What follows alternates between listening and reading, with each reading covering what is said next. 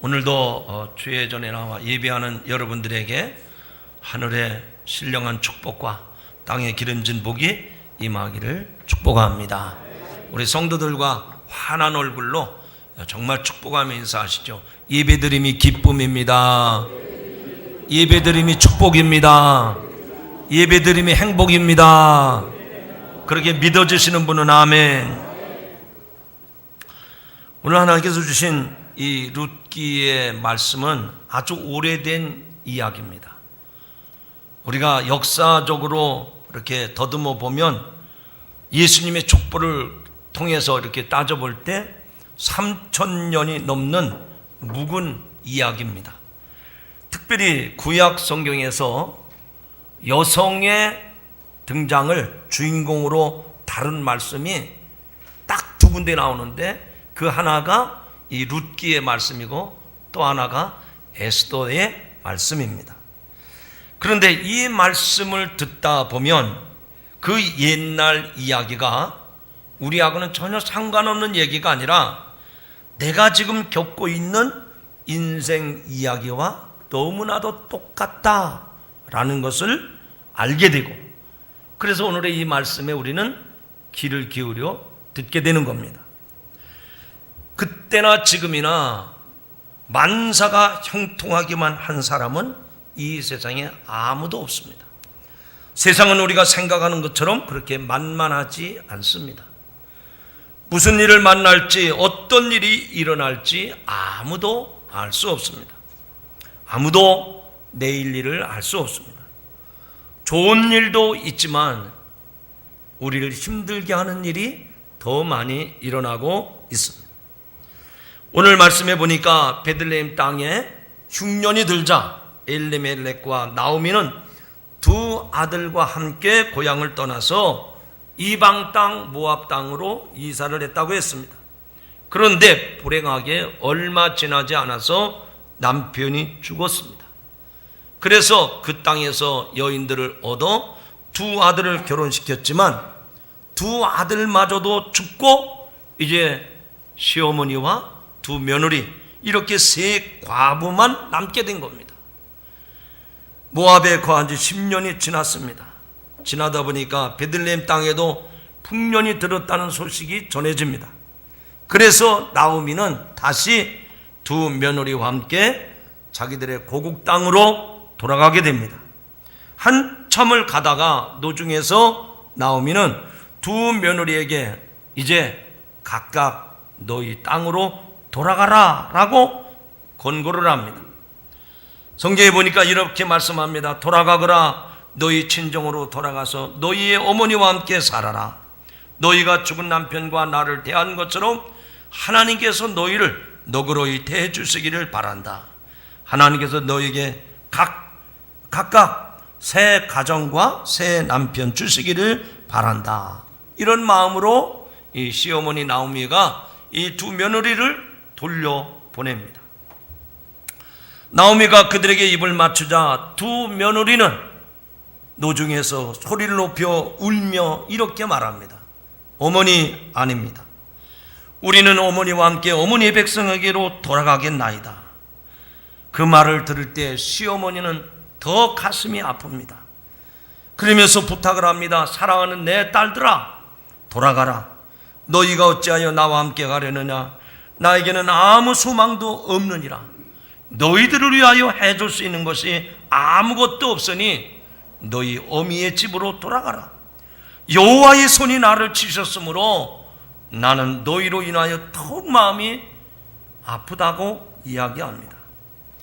그래서 이 시어머니의 말을 듣고 있던 두 며느리는 더욱 소리 높여서 울고 있습니다. 얼마를 서럽게 울더니 큰 며느리 오르바가 결심을 한 듯 그 시어머니에게 다가와서 입을 맞추고 고국으로 돌아갑니다. 그러나 룻은 시어머니를 부둥켜 안고 매달립니다. 그리고 그 시어머니에게 이 둘째 며느리 룻이 말을 합니다. 시어머니가 룻에게 말합니다. 봐라, 네 동서는 자기 백성과 그 신들과 함께 살려고 집으로 돌아갔다. 너도 네 동서를 따라 돌아가라. 그러자 룻이 이렇게 대답을 합니다. 나로 어머니를 떠나라 하지 마소서. 어머니께서 가시는 곳에 나도 가고 어머니가 사시는 곳에 저도 살겠습니다. 어머니의 백성이 저의 백성이요 어머니의 하나님이 저의 하나님입니다. 어머니가 죽으시는 곳에 저도 죽어 거기 묻히겠습니다. 그러니 하나님, 죽음조차도 우리 사이를 갈라놓지 못하도록 저를 도와주옵소서. 나오미는 룻이 자기와 함께 가기로 마음을 단단히 굳힌 것을 보고 더 이상 말리지 않았습니다. 그래서 두 사람이 함께 베들레헴으로 갔습니다.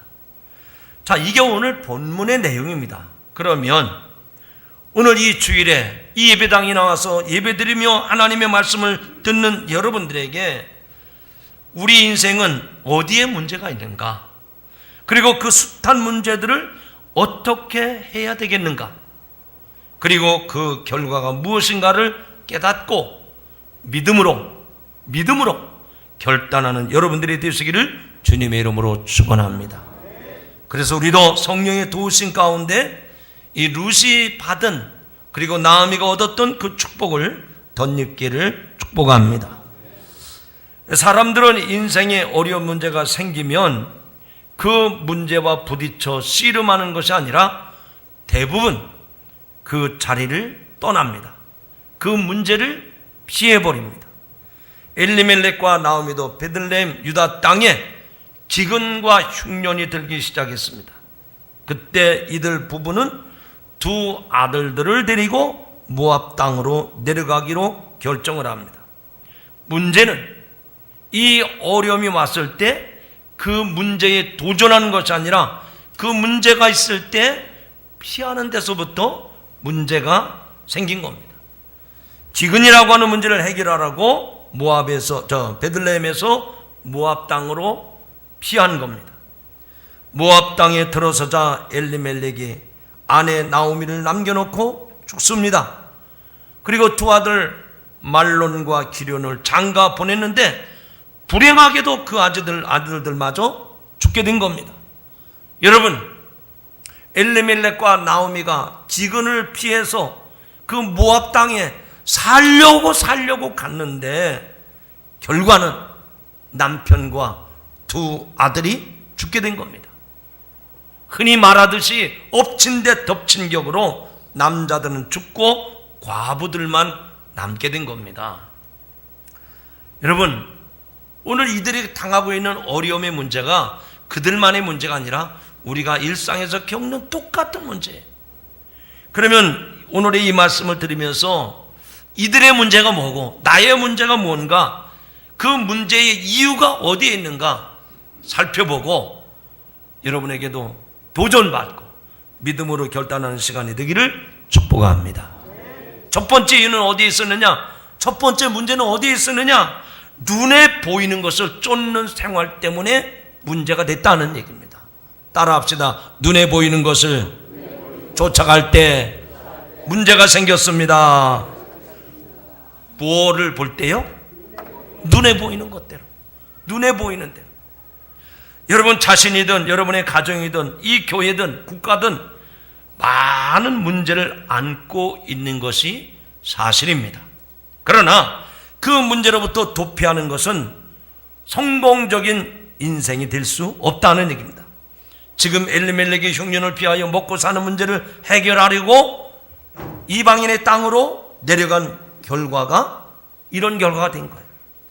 베들레헴에 일어난 흉년을 모압 땅으로 가서 모면해 보려는 생각은 믿음으로 결단한 것이 아니라 눈에 보이는 대로 세속적인 생각에서 나온 것입니다. 모압은 이방 땅이요 거짓 신인 그모스, 몰록, 바알 등을 섬기고 있는 땅입니다. 창세기 19장에 보면 암몬 족속과 모압 족속의 유래가 나타나고 있습니다.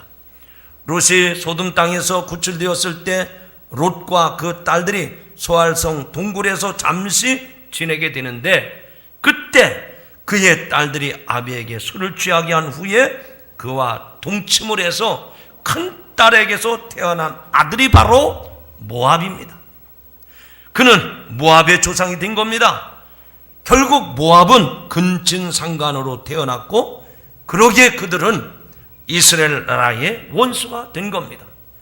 모압은 하나님의 백성들과 끊임없이 싸우는 원수가 된 것입니다. 그런데 여기 엘리멜렉이 기근과 흉년이 있다고 해서 그 아내와 자식들을 이끌고 원수의 소굴로 들어간 것입니다. 모압은 이스라엘 사람들이 광야를 여행할 때 방해를 했던 백성들입니다. 이스라엘 백성 중에 남자들이 모압 여인을 취해서 혼합 결혼을 맺게 함으로 타락한 땅입니다. 여기 엘리멜렉이 베들레헴의 집에서 타락한 땅 모압으로 내려갔습니다. 이 베들레헴이라고 하는 그 지명의 이름의 뜻은 떡집입니다. 떡집인데 그 떡집을 떠나서 이방인의 땅으로 간 겁니다. 유다에서 모압으로 내려간 겁니다. 이것은 어느 면으로 보나 믿음으로 결정한 것이 아니라 눈에 보이는 떡만 바라보고 선택했다는 얘기예요. 주님의 말씀처럼 사람이 떡으로만 사는 것이 아니요 하나님의 입으로 나오는 말씀으로 살 것이니라 했는데 말씀은 제쳐두고 떡만 구하러 모압 땅으로 간 겁니다. 여러분, 믿음을 저버리고 눈에 보이는 떡과 재물을 선택하게 되면 엄청난 화를 입게 된다는 사실을 명심하시기 바랍니다. 발람은 불의의 삭스로 재물을 탐하다가 하나님으로부터 저주를 받았지 않았습니까? 여러분, 눈에 보이는 대로 선택하지 말고 믿음으로 선택하시기를 바랍니다. 믿음으로 선택하시기를 바랍니다. 소돔 고모라를 선택한 롯을 생각해 보시기 바랍니다. 믿음으로 선택하지 아니하고 눈에 보이는 대로 선택했기 때문에 그들은 불행한 삶이 되었습니다. 눈에 들어온 대로만 선택해서 사는 삶은 영적인 삶이 아닙니다. 눈에 보이는 것을 의지하지 않고 보이지 않는 것을 의지하며 사는 삶이 영적인 삶입니다. 여러분, 보이지 않는 세계가 어떤 세계일까요? 하나님의 나라입니다. 영생입니다. 우리가 구원받은 구원의 본질인 줄로 믿습니다. 오늘날 많은 사람들이 눈에 보이는 대로 결정하고 따르기 때문에 하나님으로부터 오는 영광은 취하지 아니하고 사람으로부터 오는 영광과 축복을 취하려고 합니다. 오늘 우리 그리스도인들에게도 이러한 덫들이 수없이 많이 놓여 있습니다. 그러나 눈에 보이는 것을 쫓는 것이 아니라 우리가 믿음으로 바라보고 믿음으로 소망을 갖고 살아가는 성도 여러분 되기를 축복합니다. 우리 인생에서 만나는 문제들은 피하는 것이 능사가 아닙니다. 그 문제를 맞닥뜨려서 풀어내는 것이 우리 인생에 가야 할 길인 줄로 믿습니다. 하지만 우리의 힘으로는 그 문제를 다 풀 수 없는 것도 사실입니다. 어떻게 풀어야 되겠습니까? 믿음으로 풀어가시기를 바랍니다. 왜 믿음으로 풀어야 될까요? 내가 아무리 지적인 능력과 물질적인 능력 또 세상의 어떤 수단 방법을 다 동원해도 우리는 한계를 벗어날 수가 없어요. 우리 인생의 모든 문제를 다 해결할 수가 없단 말입니다. 그 인생의 숱한 문제의 해답은 우리에게 있는 것이 아니라 하나님에게 있음을 믿으시기 바랍니다. 그러므로 믿음을 가지고 하나님 앞에 나가면 얽히고 설킨 숱한 인생의 문제가 주님 은혜 안에 해결될 줄로 믿습니다. 그러므로 하나님의 사람은 기근과 흉년과 같은 어려움을 만날 때마다 눈에 보이는 대로 쫓아가고 피하는 사람이 아니라 믿음으로 적극적으로 풀어가는 성도가 되기를 축복합니다. 여러분, 블레셋과의 전쟁에서 거대한 장수 골리앗을 만난 이스라엘 군사들은 그 골리앗만 쳐다보고 두려워해서 피했다고 했습니다. 하지만 어린 소년 다윗은 달랐습니다. 그는 골리앗이라는 감당할 수 없이 보이는 문제를 피하려 하지 않았습니다. 만군의 여호와의 이름을 가지고 하나님을 믿는 믿음을 가지고 골리앗 앞에 나가서 물맷돌로 그의 이마를 맞추매 그는 자기의 능력이 아니라 하나님의 능력으로 그 문제를 풀어서 골리앗을 쓰러뜨리고 만 줄로 믿습니다. 사랑하는 성도 여러분, 다시 한번 부탁을 드립니다. 저나 여러분, 우리 모두가 다 크고 작은 문제를 가지고 살아가고 있어요. 그러나 그 문제를 어떻게 풀 것이냐? 오늘 말씀처럼 눈에 보이는 대로 쫓아가지 말고, 또 겁을 먹고 피하지 말고 믿음을 가지고 그 문제를 풀어가는 성도들이 되기를 주님의 이름으로 축원합니다. 두 번째로 이들의 문제는 어디에 있었느냐? 두 번째 문제입니다. 따라합시다. 영보다는 육을 쫓는 생활이었습니다. 바꿔 말하면 신령한 것보다는 육신의 복락을 쫓았기 때문에 이들에게 이런 화가 임했다는 겁니다. 여러분, 하나님께서 이 시간 제가 말씀을 전할 때 하나님이 여러분의 마음을 감동시키고 여러분의 마음의 문을 두드릴 겁니다. 지금 왜 그런 아픔을 겪습니까? 왜 그런 고통 가운데 있습니까? 우리가 육신의 복락을 쫓고 영적인 것을 멀리하기 때문에 이런 화가 온 거예요. 깨달으시기를 주님의 이름으로 축원합니다.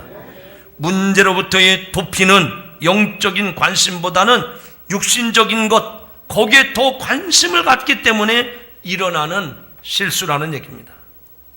사람들은 대부분 문제가 있을 때 뭐라고 말합니까? 뭐니 해도 뭐니가 최고다. 사람이 우선 살고 봐야 된다. 그래도 살아야지. 여러분, 아무리 산다고 해서 사는 겁니까? 하나님의 뜻을 무시하는 삶은 엄청난 화를 자초하는 것입니다. 에서와 야곱과의 관계는 영적인 것과 육적인 것을 따라 사는 자의 결말을 우리에게 잘 말해주고 있습니다. 에서는 언제나 육신을 따라 결정을 했습니다. 그러기에 그의 삶의 뒤안길에는 엄청난 불행과 실수가 따랐습니다. 하나님께서 주신 장자의 권리는 참으로 놀랍고 대단한 것이었습니다. 그런데 이 에서는 육신의 복락, 우선 먹고 사는 것부터, 우선 먹고 살아야 한다는 생각이 앞선 결과 그만 팥죽 한 그릇에 장자의 권리를 팔아버리고 말하지 않았습니까? 하나님의 뜻과 계획을 생각하기 전에 육신의 욕구나 욕망을 채우려는 생각이 오늘 이 모압 땅에 내려갔던 엘리멜렉과 나오미에게 있었단 말이죠. 오늘 이 말씀을 듣는 성도 여러분, 여러분도 이 말씀을 기억하시면서 내가 육신의 복락보다 신령한 복을 더 사모하는 그런 간절함이 있기를 주님의 이름으로 축원합니다. 이런 사람은요, 이사 갈 때도요, 어디 집을 사야 부동산이 투기가 일어나서 좀 효과를 볼까, 이런 생각하지 않습니다. 내가 어디에다가 집을 얻어야 믿음 생활을 잘할까? 아멘이 금방 안 나오는 거 보니까 고민스러운 것 같아요. 여러분, 매사에 무엇을 결정할 때마다 내가 육신의 복락보다는 신령한 복을 사모하면서 그 믿음을 가지고 결정하시기를 주님의 이름으로 축원합니다. 지금 엘리멜렉과 나오미가 그 땅에 기근이 있어서 유다 베들레헴 땅을 떠나서 모압 땅으로 갔다고 그랬습니다. 여러분, 베들레헴, 그들이 살고 있던 곳은 떡집입니다. 하나님의 만나가 있는 곳입니다. 그런데 어쩌자고 잠깐 배고픔 때문에 그 이방인의 땅으로 가느냐 말이죠. 틀림없이 엘리멜렉의 부부는 눈에 보이는 것, 육신의 복락, 그것을 쫓아서 모압 땅으로 갔던 겁니다. 여러분, 하나님의 복이 있는 것을 내가 저버리고 떠나면 문제가 해결되는 것이 아니라 문제가 산더미처럼 나에게 닥쳐오는 것을 기억하시기 바랍니다. 그러므로 저와 여러분도 영안을 활짝 열어서 육신만 생각하고 따르지 말고 이제는 하나님의 신령한 복을 기대하면서 소망하면서 그런 판단과 결정을 할 수 있기를 주님의 이름으로 축원합니다. 문제를 문제로만 바라보지 말고 올바른 판단과 결정을 하기 위해서는 성령님께 무릎을 꿇어야 됩니다. 하나님, 내가 판단할 수 있는, 결단할 수 있는 힘이 없습니다. 그런 지혜도 없습니다. 그러면서 성령님 앞에 무릎 꿇고 기도하면 성령님께서 여러분에게 감동 감화하게 하심으로 믿음의 결정을 하게 하실 줄로 믿습니다. 그리고 시시때때로 하나님께서 주시는 말씀을 통해서 확신을 갖고 매달려 기도하면 하나님은 좋은 결과로 우리에게 축복해 주실 줄로 믿습니다. 그러므로 언제든지 눈에 보이는 대로 쫓아가지 말고 신령한 복을 구하는 여러분들이 되기를 주님의 이름으로 축원합니다. 여러분이 눈에 보이지 않는 것이라고 생각을 해서 구원이나 천국이나 영생을 사모하지 아니하고 육신을 따라 산다고 하면 결코 하나님의 축복을 기대할 수가 없습니다. 그래서 사도 바울은 로마서에서 우리 믿음의 성도들이 어떻게 살아야 되는지 그 삶의 원리를 로마서 1장에서부터 11장까지 쭉 열거한 다음에 마지막 로마서 12장부터는 우리가 믿음으로 결정하고 살아야 될 삶의 실제들을 우리에게 말하고 있습니다. 제가 개역 성경이 아니라 여러분이 쉽게 알아들을 수 있는 세번역 성경이 있는데 그게 메시지 성경이에요. 이번에 새벽기도 통독할 때 이 메시지 성경 가지고 읽을 텐데 그 메시지 성경으로 제가 읽어볼 테니까 한번 들어보시기 바랍니다. 로마서 12장 1절 2절 말씀이에요.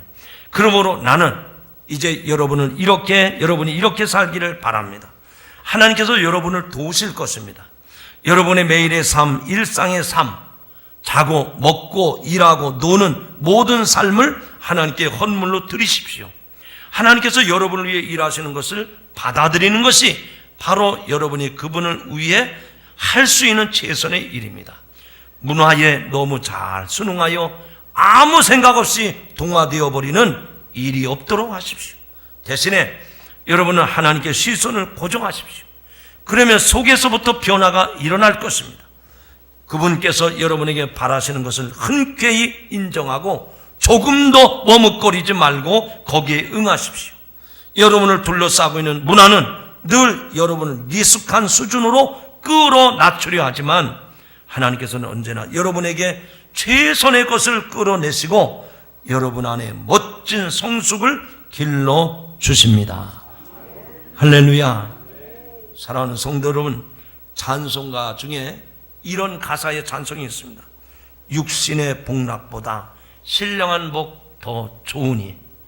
이 찬송 가사처럼 눈에 보이는 대로 쫓아가지 말고 신령한 복을 사모하며 나가시기를 주님의 이름으로 축원합니다. 마지막 세 번째로 이 엘리멜렉과 나오미의 그 모압으로 내려가는 그 이유가 어떤 잘못이 있었을까? 따라합시다. 주님을 떠난 세상이었습니다. 문제로부터 도피한 결과가 무엇입니까? 지금 흉년과 기근을 피해서 모압 땅으로 내려갔지만 살려고 내려갔는데 남편도 죽고 두 아들도 죽었습니다. 먹고 살려고 갔는데 큰 재앙을 만난 겁니다. 흉년을 피해서 먼 타국까지 왔지만 남편과 두 아들을 그 이방 땅에 장사 지내야만 했던 것입니다. 이 나오미의 심정이 어떻겠습니까? 하늘이 무너지는 것 같은 심정을 느꼈지 않았겠습니까? 육신에 먹는 문제가 해결은 되었지만 불행하게도 그 땅에 남편과 두 아들을 장사 지내야 하는 나오미는 이제 절망의 나날을 보내게 됩니다. 베들레헴, 즉 떡이 있는 생명의 양식이 있는 그 집을, 그 땅을 피해서 세상 보기 좋은 것을 찾은 나오미는 행복 끝 불행 시작이 된 거예요. 이처럼 하나님의 집 교회를 멀리하며 자신의 문제를 해결해 보려고 하지만 문제는 더 커지고 많은 법입니다. 여러분, 문제를 피하지 말고 믿음으로 그 문제를 직면해 나가면 큰 은혜의 역사가 임할 줄로 믿습니다. 문제로부터 도망가지 말고 그 문제를 말씀과 기도와 믿음을 가지고 접근해서 나가면 하나님께서 풀어주시고 해결해 주실 줄로 믿습니다. 여러분, 우리가 신약 성경에서 위대한 사도 바울의 발자취를 보지 않았습니까?